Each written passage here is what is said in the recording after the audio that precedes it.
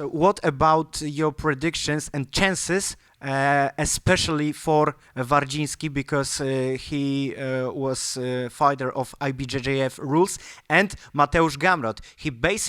He's a wrestler, but he is UFC fighter, MMA fighter. So what about chances of those guys? Musi być poddanie, Filip!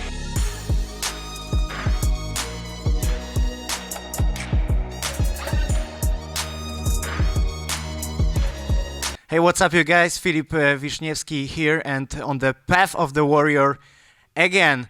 I'm very glad to have you, Mantas DAUBLYS. Welcome in Poland. Thank you, thank you. It's very nice to be here. Again, how was your camp with you and Zbytyszka in XYZ in Bydgoszcz? Yes, so it was very nice. So I came here to do the camp, one day, one class mainly. But at the same time, I learned something from ZB, so I'm very happy. So I shot 2 rabbits with 1 shot, so it's very nice, and I really liked it, enjoyed it, and yeah, I feel happy. What's your thoughts about those crucifix techniques? It will be useful for you in the next competitions? Yeah, it will be very useful. So basically, mainly I play standing and passing game. So if, for example, we go to ADCC, one of the best ways for people to escape from passes are go to turtle. So when they go to turtle, it's a very good way to transition to the crucifix. So I think those small details that ZB showed today and yesterday and on Friday, it will help me a lot. I will try to practice them a bit more because I'm not very familiar with some of the stuff. But I feel like in a month or 2, I could be able to do them in a competition. So it will be very nice. Guys, this is a tale for the must be told, because Mantas is I consider you like one of the best grapplers in Europe. You are the best grappler in Lithuania? I'm not sure. There are some good guys. I would say like 3 guys from different club. They're pretty good. So if I want to get some like better sparrings in my country, I always go to their club and we spar with each other. So I don't like to say that I'm good, I'm the best or something. I feel like if I will be someday the best in the world or the best in the Europe, I feel like others will talk about it. But me as a fighter, I just want to improve, and I don't want to say that I'm best, good, or whatever. You know, that's it. I don't want to be like cocky fighter. I respect everyone, and yeah, I feel like whenever I win maybe more competitions, I'll be more confident. And maybe like more people will see how I'm fighting, and then they will speak about me. But me as a person, I just don't like to saying that I'm the best or good or whatever. Okay. So Mantas, I really understand it. The tale that I mentioned is about you, your story. What makes you start training jiu-jitsu? I mean, your story from the beginning. What makes you like jiu-jitsu fighter? So basically I started jiu-jitsu when I was a kid, when I was 14 years old. Before 14 years old, I was going to the gym. So basically I started the gym when I was 11. I went to the gym for 3 years, and when I was 14, I started training jiu-jitsu. So basically all my life, my dad was pushing me into sports. He was always telling me you need to do sports. You can't just play video games all day long, you know. You need to have some form of activity. You wanted to do video games? Yeah, I wanted to do video games, trust me. I even play it these days, you know, just for relaxing kind of purposes. I like to game a little bit. But yeah, so I was always doing sports, was playing basketball a bit, swimming a bit, playing football a bit, you know. But nothing hit me as much as jiu-jitsu, I would say. So basically when I was 14 years old, when I was going to the gym, I thought like, okay, I'm getting stronger, I'm getting a bit more muscular, even though I was 14, so this testosterone is not hitting me that much yet.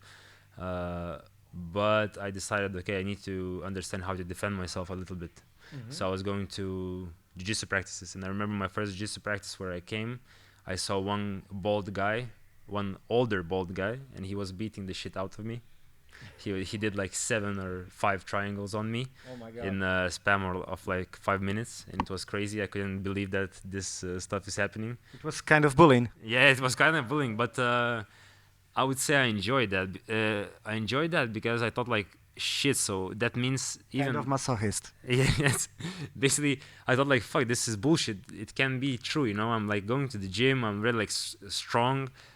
He was older, but he was basically weighting the same weight as me, even though I was 14 and he was like 30 or something. I was weighting already like 65 kilograms, I think. Yeah, so we were like the same weight, and he was still like beating the shit out of me. So I thought like, no, I need to train. I need to come here every day, and eventually I need to beat him. And that's how I motivated. And eventually I just started like really liking it, the sport. So that was your main goal, to beat him? At the beginning, basically, yeah. But of course, like after, when you reach a certain goal, you want to think about the other goals you want to reach. Okay. So for example, if right now I want to win like ADCC trials, later on I want to win ADCC Worlds, right? If I can get there. Maybe if I want to win IBGF Europeans right now, later stage would be IBGF Worlds. So I feel like you always need to think about a different goal to achieve in your life, because otherwise you will just stuck in one place. So how the taste of this revenge was like? How about this? Yeah, it was very nice. It was very nice. But I don't know, like it was, you know, it was like a progressive thing. So maybe the first year I couldn't like beat him, but still I was a kid. So when I was 15 years old, I got bigger, stronger. When I was 16 years old, again, the same thing, bigger, stronger. Testosterone was hitting already. 17 years old, even stronger. Yeah. I was starting to train more. That guy was training less. And eventually I just understood that, okay, this goal will not be that serious, because the amount of us spending in the gym is much different, and I will reach this goal in quite fast time, you know. So it wasn't that interesting later on. So yeah, this. Okay. You were training some kind of different sports before jiu-jitsu classes? Yeah, I did some. If let's say like combat sports, I did some Muay Thai, but it was like 2 months. Okay. And I did this when I was 17 years old. So I was doing basically when I was training jiu-jitsu. So I remember when I started training jiu-jitsu, like for first 5 years, I couldn't train every day because we didn't have that much classes. So we had like 3 classes in a week maximum. So I thought like, okay, but I want to be like something in the future. Maybe I want to, I don't know, make a career with jiu-jitsu. So I need to train more. So I decided, okay, I will go to Muay Thai classes. Maybe someday I will go to MMA, you know. But after 2 months, so I just understood how to throw punches, how to do like jabs, uppercuts, and so on and so forth. It was quite fun, but I was going with my friend there, and we were stupid at 17 years old, and we were beating the shit out of each other after the classes for 30 minutes. And I was training jiu-jitsu at the time for 3 days in a week, and then I was training Muay Thai for 3 days in a week. And after 2 months, my head was started to hurt. So I decided, okay, shit, maybe I don't want that feeling to be, you know. So then I just stick to the jiu-jitsu, and eventually my coach opened a new gym where we could practice every day, and then the journey began only with jiu-jitsu. Okay. Our friend from this camp, Piotr Lubiński, gave me a very good question, in my opinion, because how does your training in Lithuania help you improve your skills so quickly? Are there any strong players at your club there or anything else? Yeah, so it's like fully opposite. I don't really have like very tough guys in my gym. A lot of the guys are like mainly 25 and up, so a lot of older guys. We have some young guys who are pushing themselves a bit, but they're a bit like lighter, so they can't push me that hard. But what I like to do, I try to take the best thing from every person. So let's say everyone is weaker than me in my gym, but everyone is doing something good in their game. Okay. For example, one guy is my weight. He's maybe not good at the ground game. He's not good at passing, but he's very good at standing. So I always fight against him on the standing, right?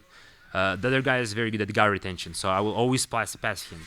The other guy is very good at, for example, submitting from mount or back control. So I will play him only from those positions. So I try to take different people. I take their best attributes, and I try to practice from there. I feel that's the main thing, right? Because otherwise, I would not progress if I would beat the shit out of everyone, and I would just do passing, standing, and I would not practice anything else. So I'm always ready for plan B, let's say bottom game if I end up there during the fights. It doesn't happen very often during the competition, but when it does, I'm always ready to show my game. So it's quite nice. Okay, it's very funny because I remember Michał Materla, the Polish MMA legend, and he was doing exactly the same thing in the fight. So basically, he was a very good grappler, but he wants to show that he was like better than Roberto Soldic in stand-up fighting. Are you doing this the same in the tournaments? Not yet. Maybe I don't have the confidence yet, but maybe I will try to do it at some tournament where I feel that I have like a big advantages against people. I feel like when you want to try some new things, you always want to try against like weaker people, if possible. If you're trying against the good people, probably they will smash you, right? So maybe when I go to some form of open competition where I feel that the person is like much weaker than me, maybe then I will pull guard. Maybe I will try my game just to build up that confidence, and eventually I will try it on better guys. Mantas, to continue like your story about your fighting history, about your shape, about your style. What or who has shaped your fighting style? Shit, I think it's a lot of people at once, I would say. I feel like the main thing I'm doing, because I don't have like very good sparring partners, I can't just sit after the training and we can't properly do, how to say, like just think about like different techniques and positions, because most time like I have more knowledge than other guys in my club. Of course they're good, like but I feel the best thing that I was doing after like 5 years of training jiu-jitsu, I was watching a lot of instructionals. I feel like instructionals helped me a lot to improve my game. So I watched basically everyone: Gordon Ryan, Craig Jones, Joseph Chen, O'Flanagan. Shit, I don't even remember some of the guys. Yeah, but basically I watched a lot of the guys, and one of the most favorite one for me was, I would say, Marcelo Garcia. I would say like he's smaller than me, but he has very similar game, and it was very good for me because he's mainly passing guard. If from the bottom he plays seated guard, he doesn't do any leg locks. He mainly sweeps the guy and then again pass him. He does guillotines. I never done guillotine, but I started implementing that into my game, and I feel it's very nice. He does north-south chokes. I started doing north-south chokes too because of him. So I feel, yeah, right now I feel like Marcelo Garcia is one of the main guys I'm looking forward most of the time. What is your favorite? Maybe not one, but maybe 3, 4, or 5. Your favorite techniques that you love them. Okay, so I like body locks. I have long ass arms, so I feel like body locks are very good if I can connect the body lock. Most of the time I pass the guard. Then I really liked armbar, but now I feel I have like some problems with armbar. I feel people are better at escaping them, at scrambling, and eventually after the armbar you end up on the bottom most of the time if you're not successful. So I started liking it less and less. So now maybe I would say body lock is one of the most favorite one. Then some form of arm drags combined with double legs if standing position. Then bottom, I would say seated guard and X guard. And with the submissions, I would say maybe guillotines and north-south chokes. Okay. I would like them right now. Okay. So something different. So Mantas, I have to ask about the techniques that you really don't like you don't know how to do it for many years of your training jiu-jitsu. Okay, so maybe it would be like leg attacks, yeah. I watched like some Gordon Ryan, Craig Jones instructionals about leg attacks, how to do them, how to implement that into my game. But for some reason I have long ass legs, the same as arms, and they're quite sensitive. So whenever someone takes my leg, I need to escape or I need to tap. So yeah, so I feel like that's the worst thing for the leg lockers if someone else knows how to leg lock. So if you do the leg lock, someone else can counter you by doing a leg lock on you. So that's what I don't like about leg locks. So maybe that's why I'm not doing them, and you can't see me do the leg locks in the competition. So mainly because of that. I know. Yeah, so I commented many of your fights, and there was no leg locks. yeah, that's true, that's true. Believe me or not. Yeah, so I did, I think I did like one leg lock in ADCC, like some form of open. Really? Yeah, I did. I don't remember, I don't remember the guy's name, but I did like a heel hook. So I went for his back from the standing, I jumped on his back, I slid down, and then I just went for the X guard, and I was able to go for the heel hook. Yeah, so it was like, I was amazed myself because I don't do leg locks, and that was my first leg lock in all time. So it was quite interesting. Okay, so it was very funny because you knew exactly how to do that. Or Yeah, not? yeah. So I still practice a bit of leg locks. I try to understand how they work. So it was not kind of improvisation during the fight. No. So I feel like you always need to test every technique, even if you don't like it, just to understand like where is the pressure points, where you can turn, where you can't turn, and so on and so forth. I remember in my gym, me and my partner we were like drilling, we're doing like specific sparring, and I gave him like straight foot lock, and we were playing from there. In 1 hour, I was tapping like 30 times because I couldn't understand where to turn, what to do, and so on and so forth. And he was like, he's even longer than me. So when he stretches out and a bit heavier, when he stretches out, I can't like turn him on his back, or I can't escape because he's stronger. So yeah, so it was very interesting. But I feel like after these kind of specific sparring, it's always better to you always start better to understand how to escape and what to do before getting into that submission. Maybe you should consider the next visit in Bydgoszcz, maybe for 1 or 2 weeks, and the trainings with Piotrek. Yeah, for sure. No, I'm always open to listen to everyone who shows something good. I feel everyone has to show something of their own game, of what they know. So I always listen, and if I can take at least one thing from 10,000 of techniques, I will be always happy. So it's always nice. Mantas, you go to a lot of sparring camps. Who do you have the toughest sparring sessions with? Maybe Szczeciński, maybe O'Flanagan, maybe Nathan Sapp, maybe Taylor Pierman or somebody else? Yeah, so mainly I think I had the toughest fights in leg lock camp. So yeah, it was against Szczeciński, Wilku, Santeri Lilius, Pavel Jaworski.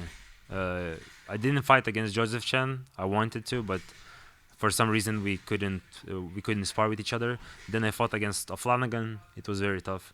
And against Pierman. Pierman was very tough too. But I remember I didn't know how to pass him back then. So it would be very nice to fight against him right now, just to see if I would still get the leg locked or not. With this.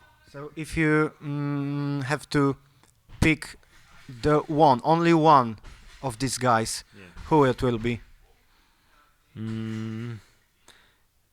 Maybe I would say like Pierman.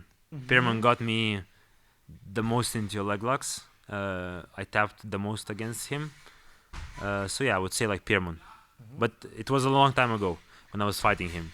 So I didn't know that much things as I know right now. So yeah, it would be nice to fight against him one day too. Okay. So maybe this summer he will come with O'Flanagan to leg lock camp, and maybe I can fight against him. But I'm not sure. I don't know this information. So okay. I commented many of your fights, especially on the Ground Game Cup in Suwałki. Big hello to Miłosz Staśkiewicz, who gave me a chance to be a commentator of this tournament. And I saw your fight with Paweł Jaworski. You were the only one guy that Jaworski not doing submission on you. Only you. Piotr Lewandowski was submitted.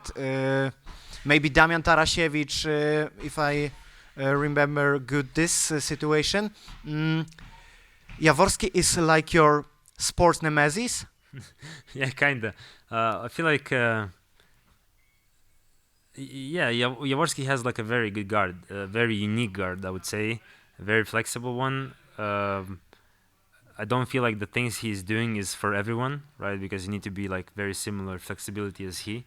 And I feel that like from what I see, how he loses the match, most time is against like heavier opponents who just go straight for the finish, just goes like with the strength, or sometimes he does leg locks on others and then they do leg locks on him.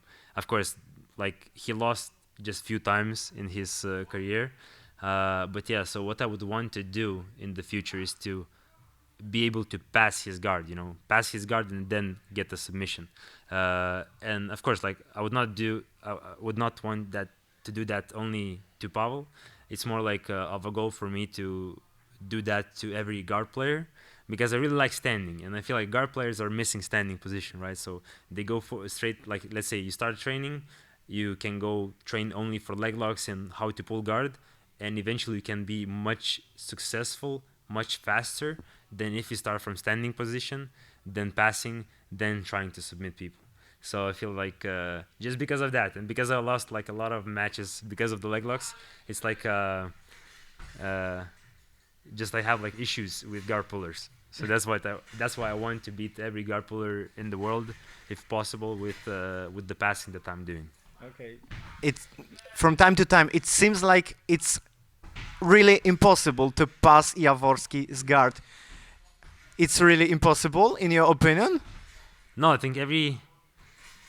think, in my opinion, if you're playing top position, I feel you're in a dominant position still, because you're using weight, you're using strength, you're using gravity.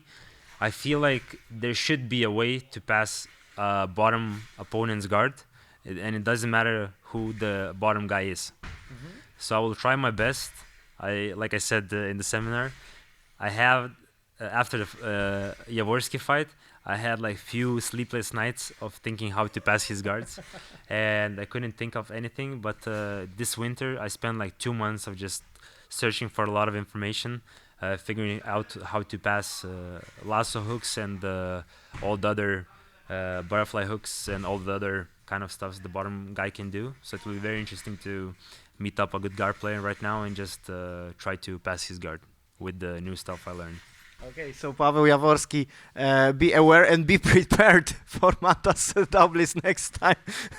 Did you saw his fight against Ruotolo, and what do you think about this fight? Yeah, so I saw that fight. I'm not sure. Like, I feel like Jaworski should have won that fight, in my opinion. So yeah, he got taken down in the beginning of the match, but still, like Jaworski was always attacking Ruotolo. I feel like Ruotolo is not the best fighter against Pavel Jaworski.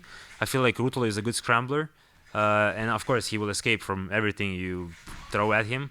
But he's not a good guard player, so not a good passing player, I would say. So yeah, so I would not think that Ruotolo would beat Jaworski at any chance.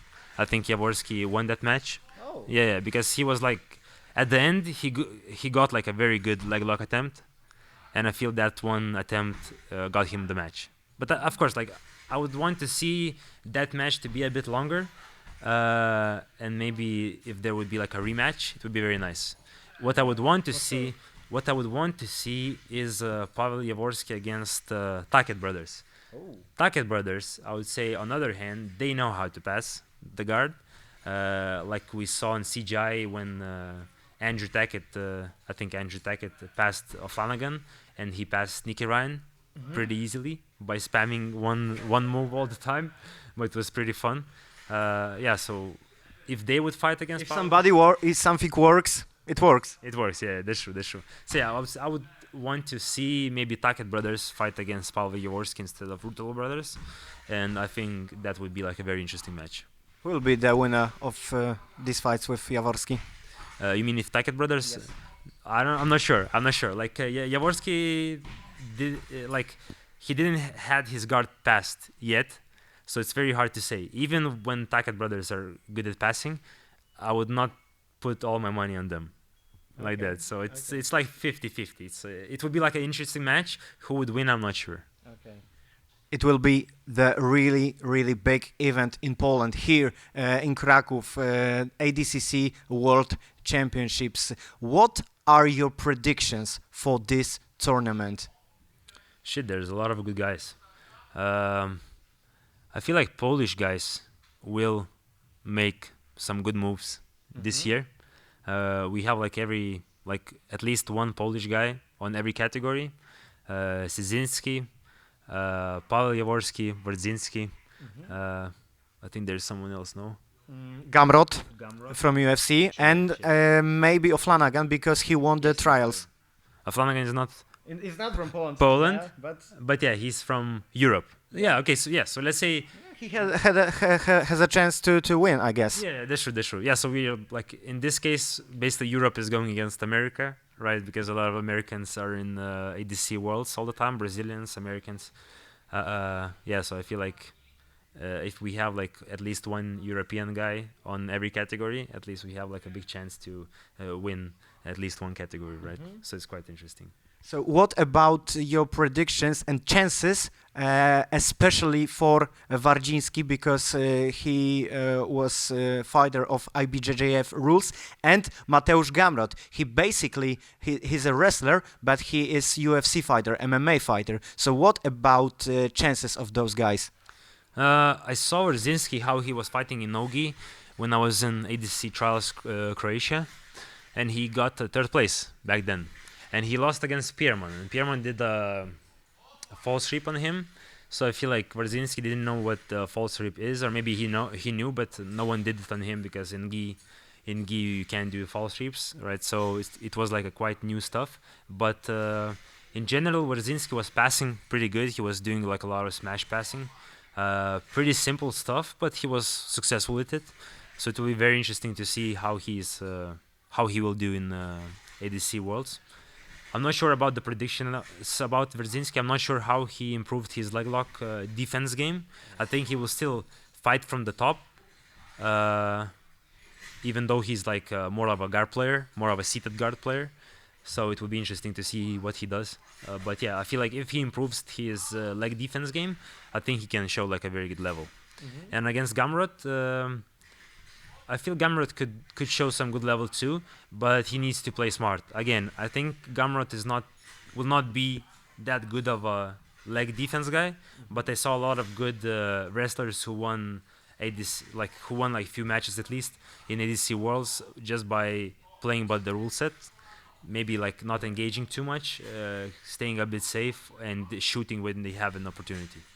Yeah, what a pity that last time he had in the first fight Gareth Onon. Yeah, that's true. Yeah, Gareth Onon is a different animal.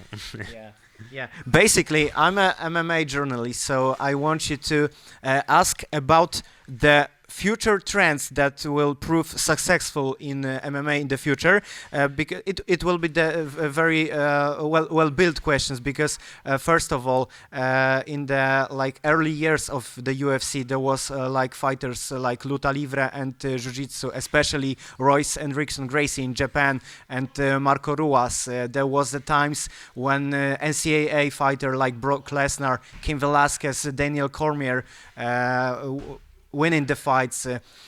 Next, Joanna Jędrzejczyk, Jose Aldo, Anderson Silva, like Muay Thai fighters.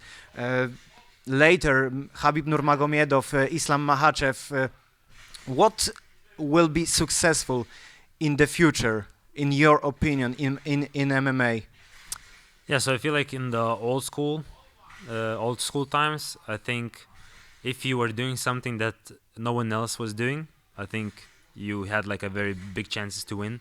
Right now, I feel like every UFC fighter knows a lot of stuff, how to defend double legs, single legs, how to scramble, how to throw punches, how to go for the double legs, and so on and so forth. So they're much more versatile fighters. So that is nice. But I still see that the most dominating people in UFC are basically wrestlers. I feel like wrestling in general is like a very strong sport, right? So if we can see like Chimaev, who just who just does double legs every day long, and everyone knows what he's doing, but they can't stop that shit. So it's crazy, you know. And in general, like wrestling, if you start wrestling at a young age, you build a very good base. It's very hard for the other guys to throw you. Plus, at the same time, if you have a very good base, you have much better punches. Then they have like a very tough flexibility, very good cardio. I feel like it's like a very old sport and a very developed sport. So I feel like if you are coming from wrestling background, I feel like you have like the biggest chances to be very good at UFC. Why do you think like well-rounded fighters like Jack Della Maddalena, like Dricus du Plessis, like Sean Strickland was beaten like by guys like Islam Makhachev and Khamzat Chimaev? You know, Khamzat Chimaev has somebody can say that he had only wrestling. He has only grappling. Why he beat Dricus du Plessis, who I consider him like well-rounded guy? Yeah. You see, like in wrestling, we have levels. So let's say if we take jiu-jitsu, right? So you have belts, but these nowadays, like black belt is not equal to a black belt, right? Sometimes blue belts can beat black belts, so it's very different. So yeah. So Chimaev and Khamzat is just very good at wrestling, and if you want to beat him, you need to be at very similar level as him. If you are a bit lower, then you will have like a very tough time. And plus, if you end up on the bottom, punches doesn't work if you are on the bottom, right? So you need to get up. So that's the main issue. So I feel like, yeah, Khamzat is just on a different level, different kind of animal. And I feel like even Makhachev too. Makhachev too, yeah, for sure. So everyone who is doing like wrestling, judo, jiu-jitsu, I feel they have like some form of leverage, and that's why they are dominating the sport nowadays. Mantas, which of UFC or maybe KSW or maybe FNC fighters is your favorite? Right now, I would say I have like 4. So I would say Chimaev, Khamzat, Ilya Topuria, and Tsarukyan. These 4 ones. So again, the same guys who are doing a bit of wrestling, a bit of jiu-jitsu, a bit of judo, and combining those things with some punching and kicking. So it's quite nice. Okay, that's very interesting. And again, I recommend you fight with Mateusz Gamrot versus Tsarukyan. You have to watch this. And the last topic I want you to talk about, if you can name any Lithuanian MMA or grappling legends, you feel free to do so. Maybe perhaps Laurynas Urbonavicius or Mariusz Żaromskis or Sergej Grechicho, you are consider those guys like legends? You know them? Yeah, I know them. Yeah, I would say like those 3 are the main legends based in Lithuania. I would say we have like some other guys. Theodoras Auštolis, we talk about him. Theodoras Auštolis, yeah, the same thing. I feel like we have like some Lithuanians, but who were like born in Lithuania, but they were living all their lives in America, UK, or somewhere else. So we could consider them as like Lithuanian legends. But I would say like the main ones was the ones you were mentioned, because mainly they were training in Lithuania. They didn't train anywhere else, and they were able to like to succeed in different competitions. So yeah. So I feel they were like the main legends. There were also Valdas Podsevicius. You know him or not? No, I think I don't know him. Yeah. He was fighting KSW with Mamed Khalidov, but it was like the old times. Yeah. You mentioned, tell me if I am wrong, you trained with Sergej Grechicho in the past? Yeah, so I've been to his club like I think like once. Yeah, so we trained together. We exchanged some jiu-jitsu in his gym. It was fun. He's a bit smaller, but he's very fast, so that's nice. Okay. That's very nice. Okay. Mantas, it was a big honor for me. I'm glad that we talk and do some rounds and on classes. See you in the Suwałki on the Grand Game Cup, and let's have a good road to Vilnius. Thank you very much. Thank you, man. It was a pleasure.